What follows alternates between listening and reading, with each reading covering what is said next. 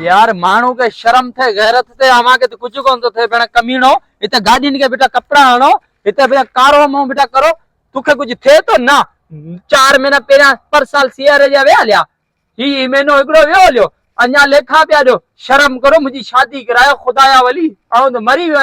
सवणन में लतू हाणी हाणी यार मुझी शादी करा बे छा कराइंदे मरंदो सा तने तो कुलो रे कब्रिस्तान में मुके छड़ेंदे इतरो संगत वारो कम करे सकिंदो बे तू करे छा तो सकी यार खुदा ये वास्ते मुझी शादी करा मुके अंधी आने दे मंडी आने दे कानी आने दे लूली आने दे मेहरबानी करे मुके माई आने दे यार बेले आओ पान भी परेशान लगो पे मायार चकर एकड़ी एडा आंधी हथ कई वो भी आसरो देन पे माई टाणी केडा वणा आऊं छा करा यार तू अब्बे के राजी कर अम्मा के राजी कर बेली मेहरबानी कर मुझे माइटन के राजी कर मुझे शादी कराऊं तो आजाम में पेजी हुए सियार जो रातू दुखियूं रातियों यार खुदा ये वास्ते ते हथ बधान तो यार अवा संगत वारा न कुहाड़ी अवा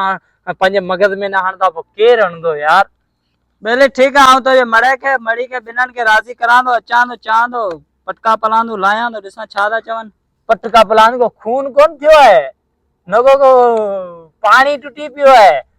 रिश्तो है प्यार तो थोड़ा समझायो चे यार रबड़ गद्दे जी शादी करायो बेचारो अरुबरु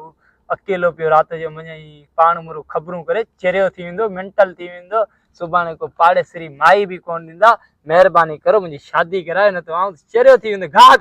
गा बहरहाल तो जो आज करायो ना मसलो हल कोन दा छो के छडू कोन दा सफाई कोन दा करूं दा रोड तो अच्छा यार रोड तो अच्छा मगे दुख थियो अरे तू रो ना तो मसलो हल करायो ना यार रोई छो तो तू मुझे शादी करा दूंगा तो सिया रो 4 महीना